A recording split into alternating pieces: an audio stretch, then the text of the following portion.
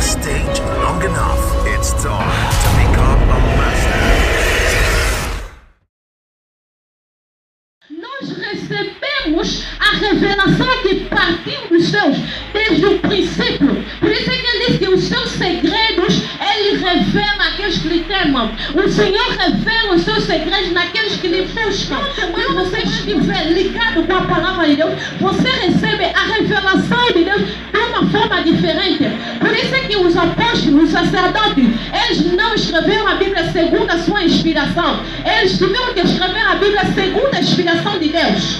Para que quando escrevesse a Bíblia Sagrada segundo as suas inspirações, eles não entenderiam. Se eles escrevessem segundo o seu pensamento, segundo a sua inspiração, eles não entenderiam o porquê que Deus teve que morrer e descer no inferno para poder tirar as chaves do inferno. Por isso é que Deus vai inspirar o homem para escrever os mistérios ocultos. Por isso é que Deus vai arrebatar João e lhe revelar os mistérios escondidos. Então, quanto mais você vive meditação, Deus também. Aleluia! Eu ainda não falei no tema de hoje. My God. Ainda no tema de hoje. Tá fora. O tema de hoje é os 3 níveis do altar. Escreva isso.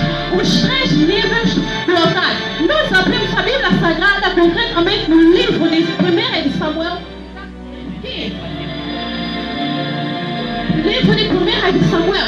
Nós sabemos que Samuel é um dos servos de Deus que Deus levantou naquela época para morar com Eli. Samuel é um dos filhos da Ana. A Ana foi uma das servas de Deus que buscava Deus de madrugadas. Ela edificou o seu altar no templo do Senhor. Ela se sacrificava toda madrugada, buscando a Deus, fazendo voto que se tu me deres um filho varão, eu poderei apresentá-lo. Eu dedicarei este mesmo filho aqui. E quando Jesus vai cumprir com o voto da Ana, a Ana também vai cumprir com o voto que ela fez com Jesus e vai lhe conceder um filho, um varão, que é o Samuel. Este mesmo Samuel vai crescer na casa do Eli. Este mesmo Samuel vai crescer sobre a casa do Eli. E Deus, naquele mesmo tempo, vai levantar Samuel com sabedoria, com graça. Deus vai levantar Samuel para revelar os segredos que estão escondidos acerca dos feitos dos filhos de Eli. Amém. Eli era um dos sacerdotes que Deus levantou naquele tempo. Mas só que os seus filhos, eles praticavam as obras de abominação diante de Deus. E quando Deus vai para julgar a casa do Eli, Deus vai levantar Samuel. Deus vai chamar Samuel 3 vezes. Quando Samuel vai para dormir, Samuel. E quando Samuel se desperta, ele vai para Eli dizendo: eis-me aqui, Senhor. E Eli vai dizer que não te chamei eu. Assim aconteceram 3 vezes. Samuel vai para Eli e Eli vai dizer que não, eu não te chamei. E pela terceira vez, Eli vai perceber que a voz do Senhor Jesus chamava por Samuel para poder lhe revelar os mistérios que estão escondidos. E quando Samuel vai se deitar, quando Jesus vai chamar Samuel, e o Samuel vai responder: eis-me aqui, o teu servo te honra. E Deus vai revelar a Samuel, dizer para que ele venha falar a Eli que ele vai julgar a casa do Eli por causa dos feitos dos seus filhos.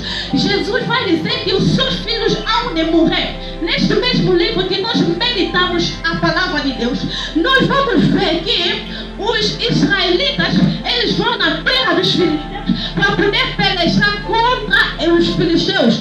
Mas nessa mesma peleja, os israelitas, eles vão sendo derrotados. Por quê? Por causa da abominação que existia na casa do Eli por meio dos seus filhos.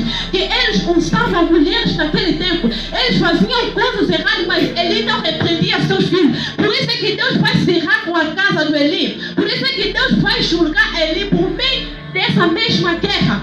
Deus, nessa mesma guerra, vai largar o povo de Israel. E o povo de Israel, nessa mesma guerra, vai ser ferida. E um dos soldados vai fugir desta mesma guerra. Vai anunciar a Eli, dizendo que ele foi um dos seus soldados que esteve lá na guerra, mas o teu povo acabou por ser derrotado, mas eu fugi. E os teus 2 filhos morreram e a arca da aliança é tomada.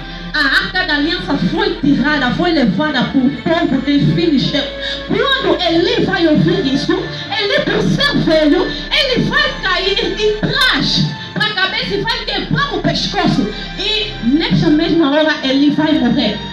E a mulher de Finéias estava grávida, a sua nora, por ouvir esta situação que o seu sogro morreu, que seu marido morreu e o irmão do seu marido morreu. Ela teve uma dor acelerada de quê? De parto. E vai dar à luz um menino. E esse mesmo menino ele vai ser chamado o nome de Icabod. A glória do Senhor foi embora. Carote, aleluia! Oh glória! Esse mesmo nome foi dado naquela época. Porque era uma época em que eles passavam de problemas. Porque a glória do Senhor já não se manifestava na terra de Israel. Por causa da abominação. Porque Deus estava a julgar a casa de Eli. O Eli vai falecer e os seus filhos. E a sua nora também vai falecer. Só vai deixar o seu filho. Que é Icabod. A glória do Senhor foi-se embora. Existem pessoas que quando nascem no momento de problemas, eles vão dar os seus filhos de acordo com aquilo que eles passaram. Existem pessoas que recebem nome por meio das suas situações. Nós vamos ver aqui. Esse mesmo menino recebeu este nome e acabou por causa da glória que lhes foi retirada. Nós vamos ver nesse contexto. Existem pessoas que nascem com cesariana por causa dessa mesma dor. Eles recebem esse nome. Existem pessoas que nascem com problemas, dificuldades. Eu assisti um vídeo que uma mulher havia gerado uma filha. E naquele mesmo dia que ela gerou, os seus 2 filhos faleceram. Por causa disso, ela deu o nome àquela menina mal sorte. E aquela menina, quando cresce, não consegue casar, não consegue. Existe o nome quando você recebe. Você precisa entender qual é a função deste nome. Você precisa entender isso. Vamos dentro do tempo. Os 3 níveis do altar. Nível é um grau, é uma inovação. Nós vamos ver que existem níveis acadêmicos, existem níveis conjugais, existem níveis profissionais, existem níveis em várias situações da vida. No contexto acadêmico, nós vamos ver que existem pessoas que se encontram no nível primário, existem pessoas que se encontram no nível secundário, no nível médio, no nível superior e no nível do doutoramento. Nós vamos ver que são níveis, são degraus. No contexto espiritual, existem pessoas que estão no nível de filhos de Deus. Existem pessoas que estão no nível de criatura de Deus. Existem pessoas que estão no nível de servos de Deus. Existem pessoas que estão no nível de ministros de Deus. Existem pessoas que estão no nível segundo o coração de Deus. Amém! Meu Deus! Então, segundo o coração de Deus, esse é um nível. Não é fácil chegar no nível de segundo o coração de Deus.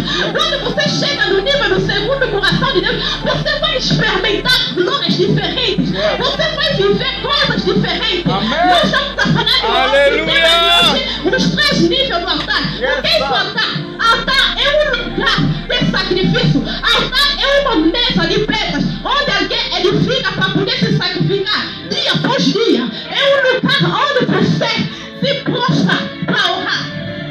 Altar é um lugar de oração. Altar é um lugar de sacrifício. Nós vamos ver. Existem pessoas que edificam seus altares em casa. Existem pessoas que edificam seus altares. Quando você chega, você entra na casa de banho, ora, depois faz a tua turma. Quando você chega no serviço, você sempre vai orando. É um altar que você está edificando lá. Para que depois não venha mexer e desmandar com a sua vida. É um altar que você edifica. Nós vamos ver os servos de Deus que buscam a palavra.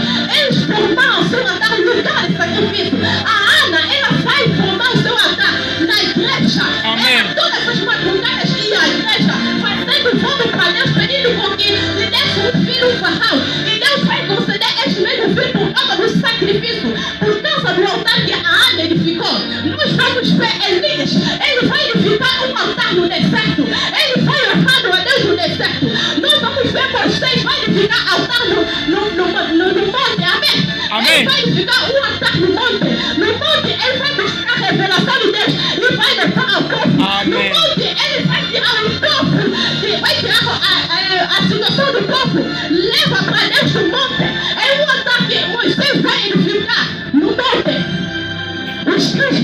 altar.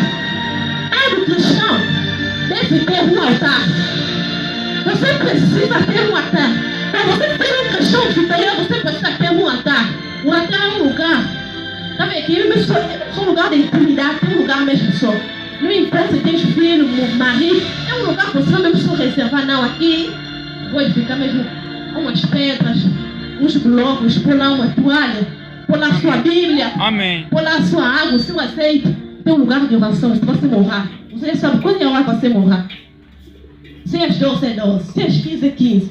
Se é 18, é 18. Se é uma noite, está prostrado lá, você está edificando um altar. E quando alguma coisa estiver acontecendo na tua casa, uma enfermidade, você vai pegar o azeite e está no teu altar, vai ungir os teus filhos. Você não vai precisar correr mais do céu, pai, me honra por isso, me honra por meus filhos. Não, você tem um altar, Amém. vai pegar aquilo. Glória. E você é sacerdote de Deus, você é ministro, você é profeta, você vai te dar o poder que se encontra no teu altar, no teu azeite. Você vai ungir os teus filhos. Por isso você vai ser um cristão não dependente dos outros. Você vai ser um cristão dependente de Deus. Amém. Seja um cristão independente dos homens e independente de Deus. Yes. Mas nesse tempo nós vamos viver um tempo de ter independência de Deus, dependente dos homens. Meu Deus, Misericórdia. quando você viver, se você vai errar. Quando você viver, se você vai ver dependente. Quando você viver, se você vai ver decepcionado. Não, eu estou dependendo do ministro Paulo Guido. Eu estou dependendo do ministro Adeus. Se não me honrar, meu filho vai morrer. Se não me honrar, existe um momento que eu estava no céu, meu Deus, não pode honrar aqueles meus medicamentos, não sei. Mas quando eu vou me repreendeu, até o medicamento que eu levei, já não entrei com Paulo Guido. Porque eu entendi que o mistério não está nos homens, mas está em Deus. Amém. Carrega Deus. Não podemos ser cristãos que dependem totalmente dos homens. Depende de Deus. Deus é que conhece a sua história. Porque antes que te formasse no ventre da tua mãe, eu já te conheci. Eu me separei de Deus, do profeta, as nações por herança.